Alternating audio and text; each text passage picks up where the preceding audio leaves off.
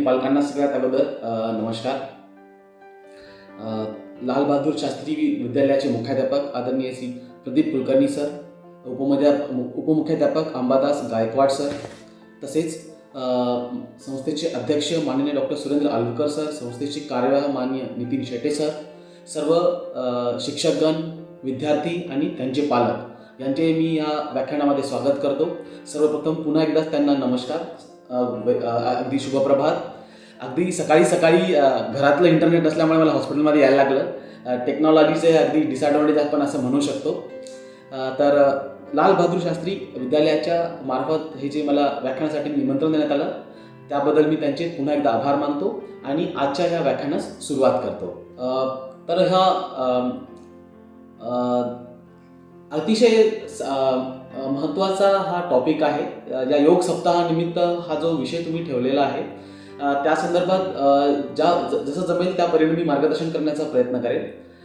Generally आम्ही MBBS आणि MDच्या विद्यार्थ्यांना शिकवतो. तर हा माझा मराठीमध्ये बनवण्याचा अगदी आयुष्यातला पहिला प्रयत्न आहे, पॉवर पॉईंट प्रेझेंटेशन स्पेशली. तर थोडी जी काही चूक वगैरे असेल कृपया तुम्ही ॲडजस्ट करा आणि क्षमा कराल अशी आशा करतो. बालाजी सरांनी जे इंट्रोडक्शन करून दिलंय सर, खूप खूप धन्यवाद. आणि मी माझ्या प्रेझेंटेशनला सुरुवात करतो.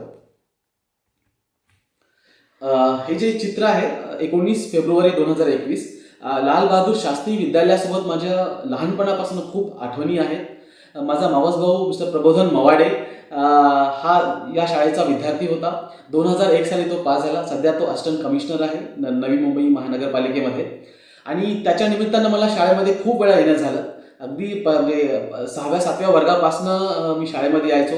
वेगवेगळे शाळेचे फंक्शन्स आम्ही अटेंड केलेले. आणि माझं वैयक्तिक शाळेविषयी माझी मावशी आणि माझा मावस भाऊ, त्याची लहान बहीण प्रिया मवाडे हा पण तिथेच शिकलेल्या. आणि शाळेच्या खूप आठवणी आहेत. काही कामानिमित्त मला उदगीरला येणं झालं आणि मला शाळेच्या समोर फोटो काढण्याचा मोह आवरला नाही. तर अगदी योगायोगाने मला या शाळेच्या ऑनलाईन व्याख्यानामध्ये संधी मिळालेली आहे आणि मला हा फोटो शेअर करावा वाटला. लाल बहादूर शास्त्री विद्यालयाच्या सर्व शिक्षकांचे आणि संस्थे चालकांचे मनपूर्वक आभार. तर आज आपण आजच्या या व्याख्यानामध्ये जे काही महत्त्वाचे मुद्दे मी कव्हर करेन, प्रयत्न करेल की जास्तीत जास्त इंटरॅक्टिव्ह असेल. आहार म्हणजे काय, संतुलित आहार म्हणजे काय, संतुलित आहारातील घटक काय असतात, संतुलित आहार का महत्त्वाचा आहे बुवा, स्पेशली या कोविड-19 पॅन्डेमिकमध्ये की आहारामध्ये काय बदल केला तर काय परिणाम होतील, संतुलित आहार न घेतल्याचे दुष्परिणाम काय असतात आणि नुसतं संतुलित आहार आवश्यक आहे का, त्यासोबत आणखी आहारामध्ये काय काय केलं पाहिजे आणि विद्यार्थ्यांनी पालकांचे उत्तरे. मला आशा आहे की विद्यार्थी मित्रांनो तुम्ही खूप सारे प्रश्न विचाराल आणि मी खूप साऱ्या तुमच्या प्रश्नांची प्रयत्न करेल की त्यांची मराठीमध्ये सोप्या भाषेत उत्तरे देण्याचा मी प्रयत्न करेल. तसं पाहायला गेलं तर आहार हा विषय अगदी जीवशास्त्रामध्ये 5व्या वर्गापासून ते 10व्या वर्गापर्यंत आपण सगळे शिकतो. पण हे जे प्रेझेंटेशन आहे थोडंसं वेगळ्या पद्धतीने मी प्रेझेंट करण्याचा प्रयत्न करत आहे. तर सुरुवात करूया. नेमकं आहार म्हणजे काय? तर एखादा माणूस, प्राणी किंवा समुदाय जीवन जगण्यासाठी त्यास सवयीने खावे लागणारे पदार्थ म्हणजे आहार होय. तर आता आपण मनुष्य प्राणी आहोत. आपण जेवण जेवतो, आपण आपलं अन्न खातो. एखादा प्राणी असेल, समजा एखादा गाय बैल असेल ते कडबा खातात किंवा त्या हिशोबाप्रमाणे त्यांचं एक पक्षी असेल तर ते दाणे खातात. तर आहार अशी गोष्ट आहे जी जीवन जगण्यासाठी, शरीराला ऊर्जा मिळण्यासाठी ते खाणं आवश्यक आहे. मग तो आहार वेगवेगळ्या प्रकारात असू शकतो. तर संतुलित आहार म्हणजे काय? ज्या आहारामध्ये विशिष्ट प्रमाणात खाद्यपदार्थांचा समावेश असेल, जसे की प्रथिने, त्याला आपण इंग्रजीमध्ये प्रोटीन्स म्हणतो, कार्बोदके म्हणजे कार्बोहायड्रेट्स, कॅल्शियम, खनिजे, अँटीऑक्सिडंट, मल्टीव्हिटॅमिन्स इत्यादी त्यांची आहारामध्ये योग्य प्रमाणात पूर्तता यास संतुलित आहार म्हणतात. तर आता संतुलित आहाराची व्याख्या ही प्रत्येक व्यक्तीनुसार वेगवेगळी असते. म्हणजे एखाद्या व्यक्तीस वास्तविक आहाराविषयी आवश्यकताबद्दल कोणतेही कठोर आणि सेट मार्गदर्शक तत्वे सेट केले जाऊ शकत नाही. म्हणजे हा म्हणजेच फिक्स्ड आहार असं नसतं. हा आहार, संतुलित आहार हा वेगवेगळ्या घटकांचे प्रमाण असेल, गुण, व्यवसाय, शारीरिक स्थिती, वंश, वय आणि वातावरण यावर अवलंबून असतो. म्हणजे कसं तुम्ही लक्षात घ्या, एखादा व्यक्ती असेल तो कोकण किनारपट्टीमध्ये राहत असेल. तिथे काय असतं, तिथे भात उगवतो, तिथे मासळी नावाचा पदार्थ सकाळ संध्याकाळ ती लोक खातात.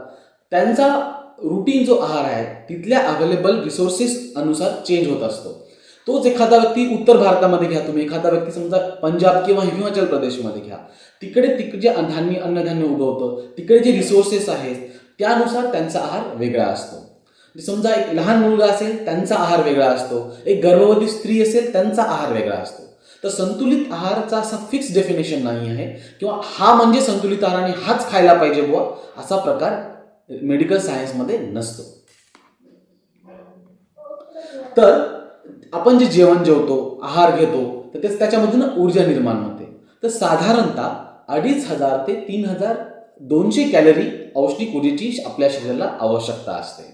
तर वेगवेगळ्या पदार्थांमधून वेगवेगळी औष्णिक ऊर्जा निर्माण होते. तर आता आपण समजून घेऊया की संतुलित आहारातील घटक. माझ्या मते तुमच्या जीवशास्त्रामध्ये ह्या बऱ्याच वेळेस गोष्टी आलेल्या आहेत, पण मी प्रयत्न करेल की ह्या थोड्याशा वेगळ्या अँगलने तुम्हाला समजून सांगण्यासाठी. ॲक्च्युली आहार म्हणजेच न्यूट्रिशन, आहार आणि न्यूट्रिशन ह्या विषयावरती एक स्पेशल कोर्स असतो मेडिकल सायन्सेसमध्ये. 12वी विज्ञान 12वी सायन्स नंतर MUHSच्या अंडरखाली एक बॅचलर्स आणि मास्टर्स इन न्यूट्रिशन और डायटिशियन नावाचा एक कोर्स असतो. म्हणजे आहार हा अतिशय इन डिटेल इन डेप्थ विषय आहे. मी प्रयत्न करेल की पुढच्या 20 ते 30 मिनिटांमध्ये थरोली तुम्हाला सांगण्यासाठी प्रयत्न करेल. तर संतुलित आहारामध्ये खालील गोष्टी महत्त्वाच्या आहेत. स्निग्ध पदार्थ ज्याला आपण फॅट्स म्हणतो, प्रथिने म्हणजे इंग्रजीमध्ये त्याला आपण प्रोटीन्स म्हणतो, कार्बोदके म्हणजे कार्बोहायड्रेट आपण त्याला असं म्हणतो, व्हिटॅमिन्स आणि मिनरल्स, आणि सगळ्यात महत्त्वाचं म्हणजे पाणी. पाणी हा इतर गोष्टी तितकाच महत्त्वाचा आहारातील संतुलित घटक आहे. तर आपण सुरुवात करूया स्निग्ध पदार्थापासून. तर स्निग्ध पदार्थ म्हणजे फॅट्स. तर आपण ह्या चित्रामध्ये पाहत आहात जी सगळी पदार्थ आहेत त्यामध्ये अतिशय जास्त प्रमाणामध्ये स्निग्ध पदार्थ आहेत. बर्गर आहे, चॉकलेट्स आहे, केक्स आहे, कुकीज आहेत इत्यादी. तर आता तुम्ही पाहत आहात जे मी चित्र दाखवत आहे हे सगळे फॅट कंटेनिंग गोष्टी आहेत. जसं हा समोसा आहे जो आपण रुटीनली खातो, हा वडापाव आहे मुंबई आणि पुण्यामध्ये अतिशय खाल्ला जास्त जातो, ही कचोरी आहे, देन ही तळलेली मिरची भजी आहे, साधारण भजी आहे, यामध्ये अतिशय जास्त प्रमाणामध्ये फॅट असतं. तर मित्रांनो, स्निग्ध पदार्थ जास्त प्रमाणात खाणे हे वाईट मानलं जातं. याचं कारण असं आहे की ते खाल्ल्यानंतर उच्च कोलेस्ट्रॉल आणि वजन वाढतं. तथापि योग्य प्रमाणात हे स्निग्ध पदार्थ वापरल्यास हृदयाला संरक्षणात्मक फायदे सुद्धा होतात. तर ते कसं होतं मी पुढच्या स्लाइड्समध्ये तुम्हाला सांगायचा प्रयत्न करेन. तर याच्यामध्ये कसं असतं, स्निग्ध पदार्थ हे वेगवेगळ्या प्रकारांमध्ये असतात. चांगले स्निग्ध पदार्थ आणि वाईट स्निग्ध पदार्थ, म्हणजे कोलेस्ट्रॉलच्या हिशोबाप्रमाणे ते अवलंबून असतं. तर पुढची स्लाइड म्हणजे नेमकी स्निग्ध पदार्थ आहारामध्ये किती असले पाहिजे. तर साधारणतः 45 ते 75 ग्राम स्निग्ध पदार्थ आहारामध्ये असले पाहिजे. तर चांगले आणि वाईट कोलेस्ट्रॉल, तर नेमका हा मुद्दा थोडासा समजून घ्या मित्रांनो. कारण हा कोलेस्ट्रॉल जो भाग आहे हा फॅट पासून तयार होतो. जेवढा आहारात जास्त फॅट खाल तुम्ही, स्पेशली जे पालकांना मी सांगू इच्छितो, तेवढं जास्त कोलेस्ट्रॉल वाढेल. कोलेस्ट्रॉल वाढेल, तुम्ही विविध आजारांना निमंत्रण देत आहात. तर आपलं हे कोलेस्ट्रॉल कसं निर्माण होतं, तर जेव्हा आपण जेवणामध्ये आता मी सांगितल्याप्रमाणे समोसा असेल, कचोरी असेल किंवा इतर स्निग्धजन्य पदार्थ तुम्ही खात असाल, बटर असेल, तर ते खाल्ल्यानंतर ते पोटामध्ये जातं. पोटामधनं ते शोषून घेतलं जातं रक्तामध्ये, मग ते रक्त लिव्हरमध्ये जातं आणि लिव्हरमध्ये म्हणजे जठरामध्ये यांचं पाचन होतं फॅटचं. तर जे मेन लिव्हर आहे ते आपलं सगळं मेटाबॉलिझम प्रोसेस करतं त्या स्निग्ध पदार्थांचं. मग काय होतं बुवा, त्या लिव्हरमध्ये फॅटचं कन्व्हर्जन होतं कोलेस्ट्रॉलमध्ये. तर कोलेस्ट्रॉल 2 प्रकारचं असतं. लो डेन्सिटी लायपोप्रोटीन, तुम्ही स्क्रीनमध्ये पाहत असाल LDL, आणि हाय डेन्सिटी लायपोप्रोटीन HDL. तर हे 2 घटक असतात, हे आपल्या रक्तामध्ये मिसळतात आणि आपल्या पूर्ण शरीरामध्ये रक्तामधून ते वाहत असतात. तर आता हा मुद्दा थोडासा समजून घ्या.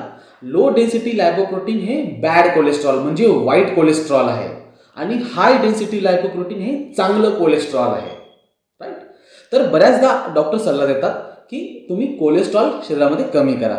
जेव्हा तुम्ही तुम्हाला काही आजार असतो, जेव्हा तुमच्या रक्ताच्या तपासण्या असतात तेव्हा कोलेस्ट्रॉल नावाची आम्ही रक्ताची तपासणी करतो. त्याच्यामध्ये हे LDL आणि VLDLचं प्रमाण रक्तामध्ये आम्ही शोधून काढतो. तर हे का असं त्याला वाईट आणि चांगलं का म्हणायचं बुवा? तर आता तुम्ही ह्या स्क्रीनमध्ये पाहत असाल, ही रक्ताची धमनी आहे. तर हे जे आहे छोटं छोटं आहे, हे LDL आहे, लो डेन्सिटी कोलेस्ट्रॉल. हे काय करतं? तुमच्या रक्ताच्या धमन्यांना चिकटून बसतं. आणि दुसरं आहे हाय डेन्सिटी लायपोप्रोटीन. ते तुमच्या रक्ताच्या धमन्यांना चिकटत तर ते रक्तामधून प्रवास करतं. तर होतं काय, जेव्हा हे लो डेन्सिटी लायपोप्रोटीन म्हणजेच वाईट कोलेस्ट्रॉल रक्ताच्या धमन्यांना चिकटून बसतं, मग ती रक्ताची धमनी छोटी होते, प्लस आकुंचन पावते. मग काय होतं, त्या विशिष्ट अवयवांना रक्तप्रवाह पोहोचत नाही. म्हणजे काय होतं, जे आपल्या हृदयाला पोहोचणाऱ्या धमन्या आहेत तिथे हे बॅड कोलेस्ट्रॉल जाऊन चिपकून बसतं, हृदयाला रक्तपुरवठा होत नाही आणि मग हार्ट अटॅक येतो. अशीच गोष्ट मेंदूमध्ये पण होते. जेव्हा हे बॅड कोलेस्ट्रॉल मेंदूंच्या रक्तवाहिन्यामध्ये चिटकून बसतं, मेंदूला रक्तपुरवठा पोहोचत नाही आणि पॅरालिसिस होतो, ब्रेन स्ट्रोक जे म्हणतात ज्याला इंग्रजीमध्ये, लकवा लागतो किंवा अर्धांग वायू ज्याला म्हणतात आपण अगदी शुद्ध मराठीमध्ये सांगायचं तर त्यामुळे हे बॅड कोलेस्ट्रॉल अतिशय वाईट आहे. तर खाण्यामध्ये जेव्हा तुमचे वेगवेगळ्या प्रकारचे स्निग्ध पदार्थ तुम्ही खाता तर तेव्हा तुमच्या शरीरामध्ये कोलेस्ट्रॉलचं प्रमाण वाढतं आणि जेव्हा तुम्ही 30-40 ओलांडता तेव्हा हे कोलेस्ट्रॉल घातक ठरतं. दुसरं महत्त्वाचं कारण म्हणजे लठ्ठपणा. जेव्हा तुम्ही एक्सेस फॅट स्निग्ध पदार्थ खाता, मग ते लिव्हरवरती त्याच्यावरती ताण पडतो आणि मग काय होतं, आपलं शरीर काय करतं, जेव्हा एक्स्ट्रा गोष्टी जमा होतात ते मग आपल्या पोटामध्ये, आपल्या इतर अवयवामध्ये चरबी निर्माण होते आणि लठ्ठपणा वाढतो. लठ्ठपणा वाढला म्हणजे तुम्ही दुसऱ्या खूप साऱ्या आजारांना निमंत्रण देतात. सगळ्यात मुख्य म्हणजे डायबिटीज. ओके, तर आता मग कुठले कुठले स्निग्ध पदार्थ आहेत आणि त्यांचे काय प्रकार आहेत?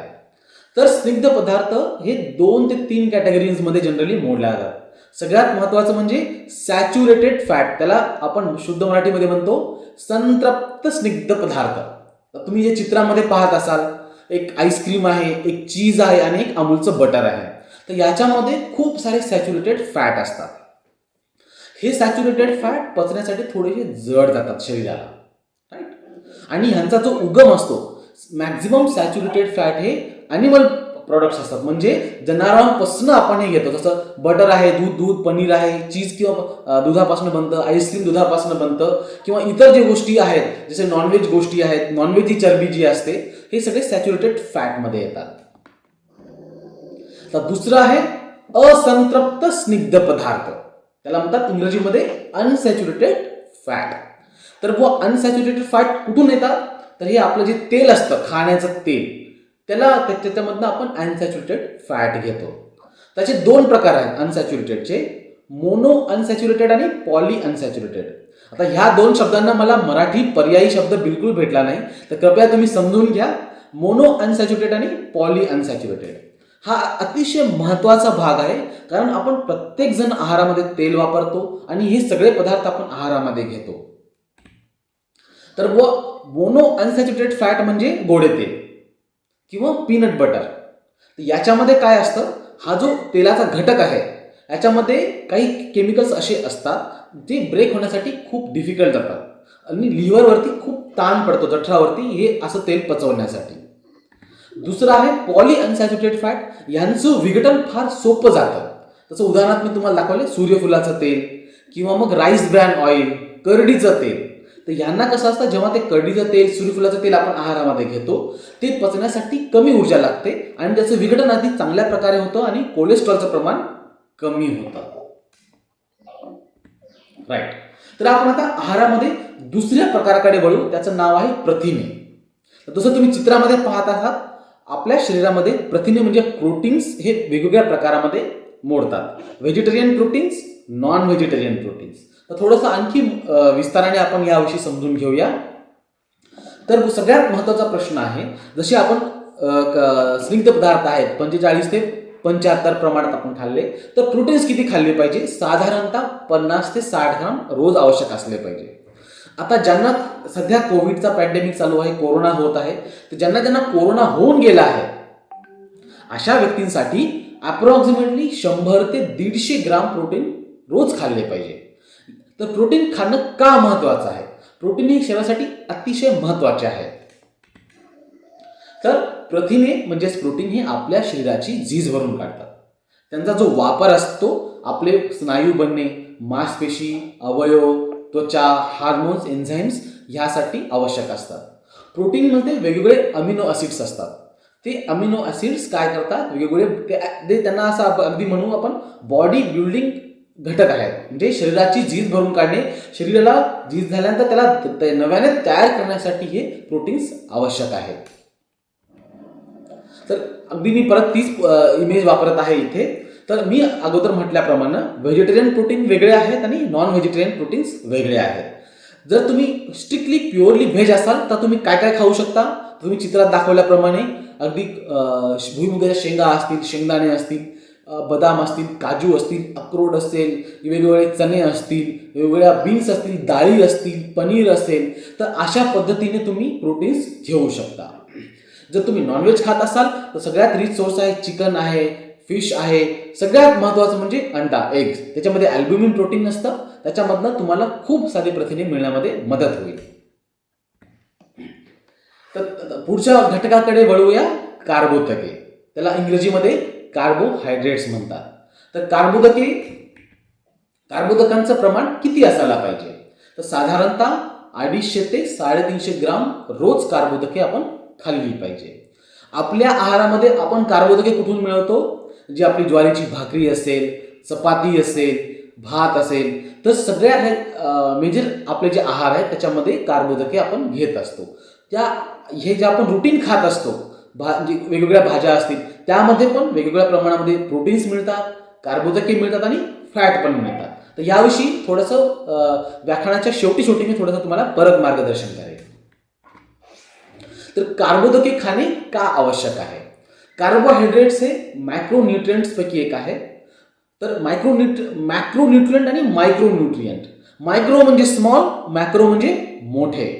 तर कार्बोदके, प्रथिने, स्निग्ध पदार्थ हे मॅक्रोन्यूट्रिएंट्सच्या प्रकारापैकी एक आहेत. कार्बोहायड्रेट्स काय असतात, हे साखरेमध्ये कन्वर्ट होतात. साखर म्हणजे त्याला इंग्रजीमध्ये आपण ग्लुकोज म्हणतो. तर ही ग्लुकोज जी आहे आपल्या शरीरास ऊर्जा प्रदान करते. म्हणजे कार्बोदके काय आहे, ग्लुकोजचं गोडाऊन आहे, ग्लुकोजचा सोर्स आहे.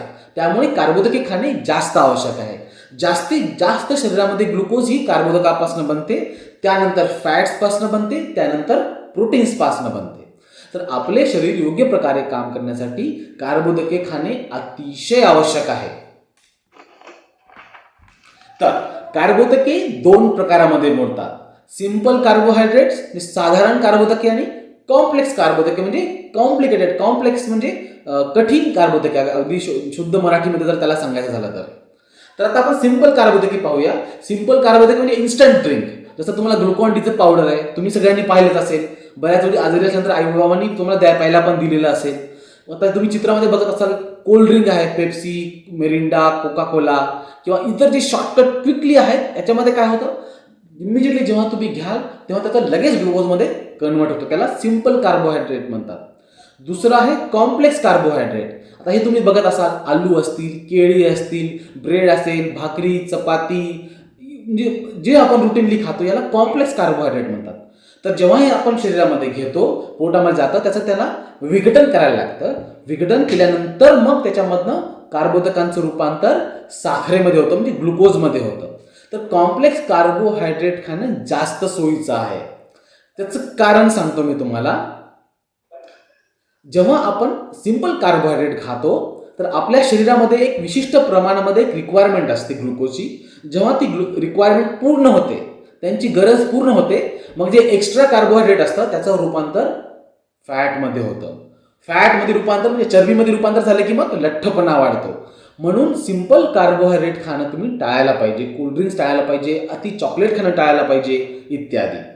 काय खायला पाहिजे, नॉर्मल आटा मैदा ब्रेड असेल, सिंपल भाकरी असतील, आलू असतील, केळी असतील, जे कॉम्प्लेक्स कार्बोहायड्रेट खाण्यामध्ये तुम्ही जास्त प्रमाणात हे केलं पाहिजे, म्हणजे भर दिला पाहिजे.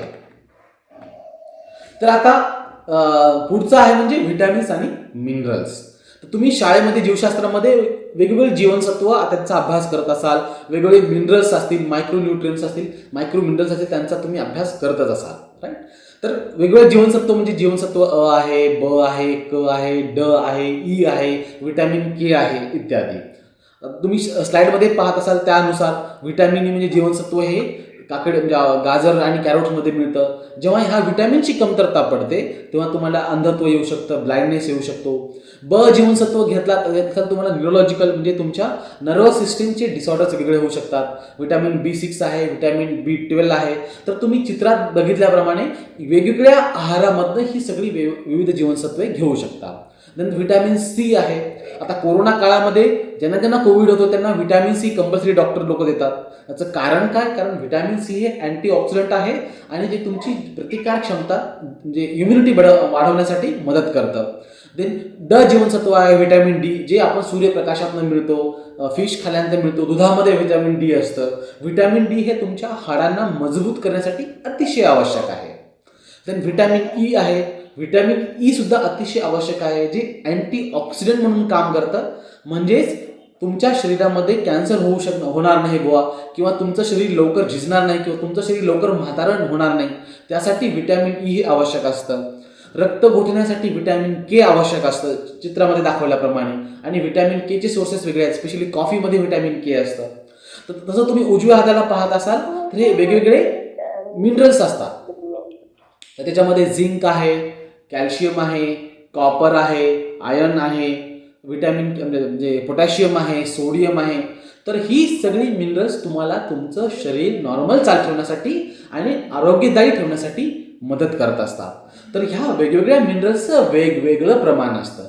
जेव्हा ते मिनरल आणि जीवनसत्व शरीरामध्ये कमी पडतं तेव्हा मग तुम्हाला वेगवेगळे आजार होतात, वेगवेगळे व्याधी निर्माण होतात. अगदी मी सांगितल्याप्रमाणे वेगवेगळ्या आहारामधून तुम्हाला वेगवेगळी जीवनसत्व मिळतात. आता आपण ह्या व्याख्यानाच्या शेवटाकडे आलो आहोत. पाणी. तर तुम्ही म्हणाल बुवा की पाण्यामध्ये काय असं आहे की ते संतुलित आहाराला महत्वाचं आहे. तर होतं असं की आपल्या शरीरातला 80% भाग हा पाण्याने बनलेला आहे. तर शरीराचं रुटीन होमिओस्टॅसिस म्हणजे शरीराचं संतुलन राखण्यासाठी पाणी आवश्यक आहे. म्हणजे आता अगदी साधं उदाहरण देतो. थोडी गरमी झाली की तुम्हाला लगेच घाम येतो. घाम कशासाठी येतो? कारण शरीराचं तापमान मेंटेन ठेवण्यासाठी घाम येणं आवश्यक आहे. जर तुम्ही उन्हात अचानक AC मधनं तुम्ही उन्हात गेला किंवा पंख्यामधनं तुम्ही डायरेक्ट उन्हामध्ये गेला तर त्यावेळेस काय असतं, शरीरामधलं पाणी हे ॲज अ बफर म्हणून काम करतं. इतर महत्त्वाचं आहे म्हणजे पाणी कमी तुम्ही घ्याल तर तुम्हाला परत परत चक्कर येणे, मळमळ उलटी होणे, स्पेशली उन्हाळ्याच्या दिवसामध्ये डिहायड्रेशन, मग उष्माघात होणे, हे सगळ्या गोष्टी अतिशय महत्त्वाच्या आहेत. तर हे त्याच्यासाठी साधारणतः 2.5 ते 3.5 लिटर शुद्ध पाणी पिणं तुम्ही महत्त्वाचं आहे. तर बरीच लहान मुलं पाणी पिण्यासाठी कंटाळा करतात. मग जेव्हा बरेच मोठी माणसं सुद्धा पाणी पिण्यासाठी कंटाळा करतात, मग काय होतं, मूतखडा तयार होणे, सडन डिहायड्रेशन, BP म्हणजे आपला रक्तदाब कमी होणे इत्यादी सगळ्या व्याधींनी तुम्हाला ग्रसित व्हायला लागतं. म्हणून आहारामध्ये शुद्ध पाणी साधारणतः 2.5 ते 3.5 लिटर आपण प्यायला पाहिजे. तर ही एक स्लाइड मी तुम्हाला दाखवत आहे. पार्लेजीचा बिस्किट पुडा असेल, गुड डेचा बिस्किट पुडा असेल, मॅगी असेल. तर मित्रांनो, जर तुम्हाला माहिती करून घ्यायचं असेल की बुवा ह्या आहारामध्ये किती प्रथिने आहेत, या आहारामधनं किती ऊर्जा निर्माण होते, तर त्या काय करायचं, त्या बिस्किट पुड्याच्या पाठीमागे तुम्ही पहा, तर तुम्हाला हे सगळं लिहून दिलेलं असेल. म्हणजे एनर्जी किती असते बुवा.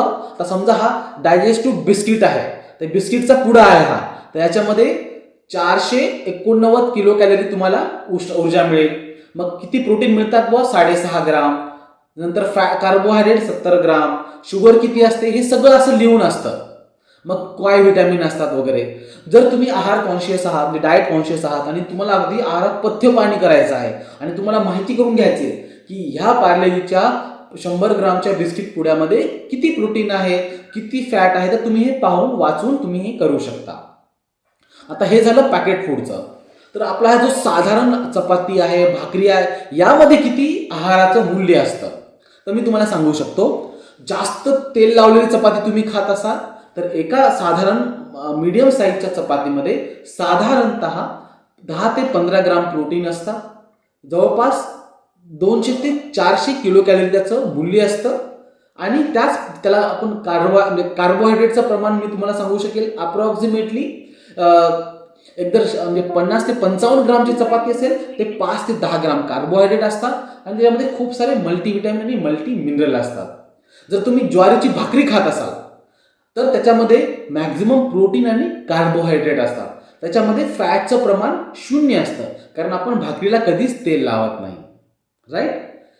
तसं तांदूळ असतील म्हणजे भात असेल तर भातामध्ये कार्बोहायड्रेटचं प्रमाण जास्त असतं, प्रोटीन थोडेसे कमी असतात आणि फॅट अगदी नगण्य प्रमाणामध्ये असतात. म्हणजे तुम्ही असा एक मोठी वाटी भात खात असाल तर त्यामध्ये जवळपास तुम्हाला 70 ते 80% कार्बोहायड्रेट असतात त्या एका वाटीमध्ये. जर ती वाटी 100 ग्रामची असेल तर साधारणतः 30 ते 35 ग्राम शुद्ध कार्बोहायड्रेट असतात, राईट.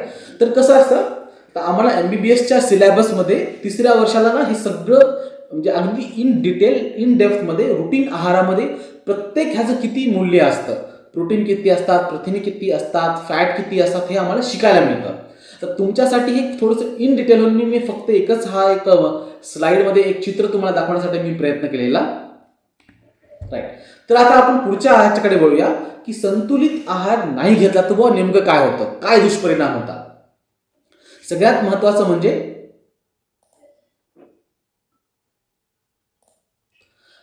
ओबेसिटी, लठ्ठपणा. तर बरीच मुलांना पिझ्झा, बर्गर, स्पेशली शहरामध्ये समोसे, तळीव पदार्थ, भजी असतील किंवा घरामध्ये पण म्हणा, थोडा पाऊस पडला चला भजी तळा, पापड तळून खा. तर ह्या सगळ्या गोष्टीमुळे, असंतुलित आहारामुळे होतं काय, लठ्ठपणा येतो. दुसरं काय आहे, काही ठिकाणी फक्त काही विशिष्ट गोष्टीच खाल्ल्या जातात त्यामुळे कुपोषण पण होतं.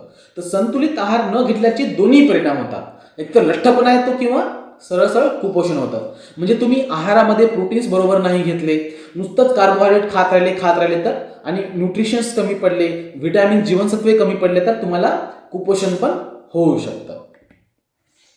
मित्रांनो, आता तुम्ही सगळे 6व्या, 7व्या, 8व्या वर्गामध्ये आहात. जेव्हा तुम्ही मोठे व्हाल, जेव्हा तुम्ही कमवायला लागाल, तुम्ही अधिकारी व्हाल, डॉक्टर, इंजिनियर व्हाल, मग काय होणार, आहाराचं प्रमाण गडबड होणार. सकाळी काहीतरी फास्ट फूड खाल्लं, नाश्ता न करता गेले किंवा संध्याकाळी इतर काही व्यसनं लागली आणि काही गोष्टी तुम्ही पालन नाही केलं, संतुलित आहार नाही केला तर काय होणार, डायबिटीज होणार. डायबिटीज आणि दुसरं म्हणजे उच्च रक्तदाब. उच्च रक्तदाबाने काय होणार, कोलेस्ट्रॉल वाढल्यानंतर हृदयाचे प्रॉब्लेम होणार वगैरे वगैरे. म्हणजे संतुलित आहार न घेतल्यामुळे भविष्यामध्ये डायबिटीज आणि ब्लड प्रेशर हे आजारांना तुम्ही पात्र ठरू शकता. आता हे का महत्वाचं आहे, हे जे आहे त्यांना आम्ही आमच्या भाषेमध्ये लाईफस्टाईल डिसिजेस म्हणतो आणि हे नॉन कम्युनिकेबल डिसिजेसमध्ये येतात. म्हणजे हे संसर्गजन्य रोग नाही आहे. जसा कोरोना एका व्यक्तीकडून दुसऱ्या व्यक्तीला होतो, परंतु डायबिटीज, ब्लड प्रेशर हे एका व्यक्तीकडून दुसऱ्या व्यक्तीला होत नाही, ते त्या व्यक्तीपुरतेच मर्यादित असतात. मग होतं काय याच्यामुळे, डायबिटीज आणि आमच्या मेडिकल भाषेमध्ये आम्ही याला सायलेंट किलर डिसीज म्हणतो. म्हणजे डायबिटीज आणि ब्लड प्रेशर हे माणसाला हळूहळू मारतात, लगेच मारत नाही. ह्याची तुमच्या शरीरावरती, तुमच्या अवयवावरती खूप दूरगामी परिणाम होतात. डायबिटीज झाला म्हणजे काय होतं, डोळ्यांना प्रॉब्लेम होतो, डोळ्याची नजर कमी होते, शरीरांचं वीकनेस, कमजोरी येते, पायांना प्रॉब्लेम होतो, जखम होते, पायांची जखम नीट नाही झाली की मग तो पाय कापून काढायला लागतो, मग किडनीवरती प्रॉब्लेम होतो. तुम्ही बरं ऐकलं असेल की डायबिटीजमुळे किडनी निकामी झाली बुवा वगैरे वगैरे. दुसरं आहे रक्तदाब. उच्च रक्तदाबाने काय होतं, रक्तांच्या धमन्यांची वाढ होते, त्या मोठ्या होतात, मग मेंदूमध्ये रक्तस्राव होणे. बऱ्याच वेळी काय होतं, कोलेस्ट्रॉल जास्त, असंतुलित आहार खाल्ल्यामुळे कोलेस्ट्रॉल वाढतं. मग हृदयात मी आधी सांगितल्याप्रमाणे हृदयांच्या ज्या धमन्या आहेत त्या छोट्या होतात आणि हार्ट अटॅक येतो. तर असे सगळे प्रकार जेव्हा तुम्ही मोठे व्हाल तेव्हा हे सुरू होतात आणि यामुळे मग काय होतं, तुमच्या आरोग्यावरती विपरीत परिणाम होतो.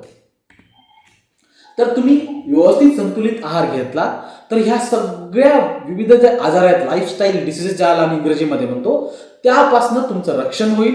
हा संतुलित आहार म्हणजे तुमची ढाल ॲज अ ढाल म्हणून काम करेल आणि तुम्हाला डॉक्टराकडनं जाण्यापासून पण वाचवेल. तुमचं आरोग्य निरोगी राहील. तर मग नुसतं संतुलित आहार महत्वाचा आहे का, तर अजिबात नाही. संतुलित आहारासोबत व्यायाम, योगा अतिशय महत्वाचा आहे, अतिशय महत्वाचा आहे. म्हणजे तुम्ही असं म्हणाल की बाबा मी नुसताच आहार मॅनेज करतो आणि मी माझं आरोग्य कमवतो असं नाही आहे. याचं मी तुम्हाला कारण सांगतो. तर हा जो चित्र आहे याला कॅलोरी बॅलन्स म्हणतात. तर हे फार महत्त्वाचं आहे. आयुष्यामध्ये प्रत्येक गोष्टी बॅलन्स झाल्या पाहिजे, म्हणजे प्रत्येक गोष्टी प्रमाणात असल्या पाहिजे. मग दोन गोष्टी आहेत, एक तर कॅलोरी इनटेक म्हणजे आपण जे खाद्य खातो तेही महत्त्वाचं आहे, आणि दुसरं म्हणजे कॅलरी बर्न म्हणजे आपण कुठे ऊर्जा खर्च करतो. तर तसं आपण आता ऊर्जा आपल्याला कुठून भेटते? आपल्या जेवणातनं भेटते, आपण जे पितो त्याच्यातनं भेटते, किंवा आपण जे खातो त्याच्यातनं भेटते. आणि मग आपण काय करतो? शाळेमध्ये जातो, व्यायाम करतो, डेली ॲक्टिव्हिटीज आहे किंवा बॉडीचे रुटीन जी प्रोसेस आहे, तर या दोघींचा बॅलन्स झाला पाहिजे. जर तुम्ही नुसतंच जेवण करत राहिलात आणि ती ऊर्जा खर्च नाही केली, आता कोरोना चालू आहे, लॉकडाऊन आहे, सगळे घरामध्ये बसून आहे, राईट? तर होतं काय? तुम्ही खाताय, नुसतेच बसून राहताय, मग काय होणार? तुमचं वजन वाढणार. तुमचा जो बॅलन्स आहार काय होईल? तो फॅटमध्ये कन्वर्ट होईल. तुम्ही सकाळी पण जेवले, दुपारी पण जेवले, संध्याकाळी पण जेवले, आणि नुसतेच खुर्चीवरती बसून राहिले किंवा पलंगावरती बसून राहिले किंवा झोपून राहिले, मग ती ऊर्जा काय होणार? तुमच्या शरीरामध्ये साचत जाणार. त्या साचलेल्या ऊर्जेचं चरबीमध्ये रूपांतर होणार. फॅट ओबिसिटी वाढली की मग आजारांना निमंत्रण, डायबिटीसला निमंत्रण, हायपरटेन्शनला निमंत्रण. तर त्यासाठी बॅलन्स महत्त्वाचा आहे, आणि हा जो बॅलन्स आहे हा तुमची जी ॲक्टिव्हिटी आहे त्यानुसार तुम्हाला तो मॉडिफाय करायला लागतो, तुम्हाला तो ॲडजस्ट करायला लागतो, राईट? तर मित्रांनो, जसं ज्याप्रमाणे गाडीमध्ये चांगल्या प्रकारचं पेट्रोल भरलं किंवा गाडीच्या इंजिनामध्ये चांगल्या प्रकारचं इंजिन ऑइल टाकलं तर काय होतं? तुमचं ती गाडी व्यवस्थित जाते, गाडी कुठेच अटकत नाही, गाडीला काही होत नाही, गाडी आपलं अंतिम ध्येय तुमचं पार करेल, अचीव्ह करेल. तसंच आपल्या आहाराचं आहे. तर आहारामध्ये हा एक खूपच इंग्रजीमध्ये मला अतिशय सुंदर आवडलेलं हे वाक्य आहे, मी तुम्हाला बोलून दाखवतो. म्हणजे काय? Your body is a finely tuned vehicle, give it good fuel and it will take you places. म्हणजे आपला जे आहार आहे एक सुंदर असं मशीन आहे, सुंदर असं एक गाडी आहे. तर तुम्ही तुमच्या आहारामधनं, जसं आपण पेट्रोल भरतो, डिझेल भरतो, तुम्ही तुमचा आहार योग्य ठेवा. जशी तुम्हाला तुमची गाडी तुमच्या ध्येयापर्यंत पोहोचून जाते, तसं तुम्हाला तुमचं आरोग्य आहे, तुमचं हेल्थ आहे, तो तुम्हाला अगदी शेवटापर्यंत निरोगी राहील. तुम्ही शेवटपर्यंत स्वस्थ राहा. जसं मी आधी सांगितलं, संतुलित आहार, योगा आणि व्यायाम हे दैनंदिन आरोग्यासाठी अतिशय आवश्यक आहे. तर मित्रांनो, हे तुम्हाला खूप वेळा खूप लोकांनी सांगितलंय, आरोग्यम धनसंपदा. तर याचं ना थोडंसं विस्ताराने मी तुम्हाला सांगतो. आता आम्ही वैद्यकीय क्षेत्रामध्ये आहे, आमच्याकडे खूप सारे पेशंट येतात. डायबिटीज झाला सर, ब्लड प्रेशर झाला सर, हृदयाचा आजार झाला सर, स्ट्रोक झाला, लकवा बसला, वगैरे वगैरे वगैरे. तर तुम्ही आरोग्य सांभाळलं तर तुम्ही काय करू शकता? तुम्ही खूप सारे पैसे कमवू शकता. कसे? पेशंट येतो, आयुष्यभर मरमर करतात, पैसे कमवतात, जेव्हा 40शी ओलांडते, आहार नसतो, व्यायाम नसतो, मग सगळे आजार घेऊन आमच्याकडे येतात. तर हे जे आजार आहेत, डायबिटीज, हायपरटेन्शन, आयुष्यभर चालणारे आजार आहेत, हे लवकर ठीक होत नाही. मग काय होतं? आयुष्यभर डायबिटीजची गोळ्या खा, त्यांना पैसे वेस्ट करा, मग एका डॉक्टरकडे ठीक होत नाही, दुसऱ्या डॉक्टरकडे चालल्या जा, तिसऱ्या डॉक्टरकडे चालल्या जा, शरीरांना वेदना होतात, शरीरांना व्याधी होते. एकंदरीत होतं काय की तुम्ही पैसे कमवता आणि सगळे पैसे त्या आजाराला ठीक करण्यामध्ये तुम्ही घालवता. तुम्ही आतापासून तुमचं आरोग्य सांभाळा, तुमचा आहार सांभाळा, तुम्ही व्यायाम करा, तुमचं आरोग्य चांगलं राहील. म्हणजे भविष्यामध्ये हा जो तुमचा खर्च आहे तो सगळा वाचेल. म्हणजेच म्हणून म्हणाले आपले ऋषीमुनींनी म्हणाले, अगदी म्हणून ठेवलंय, आरोग्यम धनसंपदा. चांगलं आरोग्य बाळगा म्हणजे तुम्ही अगदी धन कमवल्यासारखं आहे. तर मित्रांनो, तुम्ही माझं हे व्याख्यान ऐकलं त्याबद्दल तुमचे परत एकदा खूप खूप धन्यवाद. मला आशा आहे तुमचे खूप सारे प्रश्न असतील, मी प्रयत्न करेन तुमच्या सगळ्या प्रश्नांना उत्तरे देण्यासाठी. परत धन्यवाद. Thank you very much.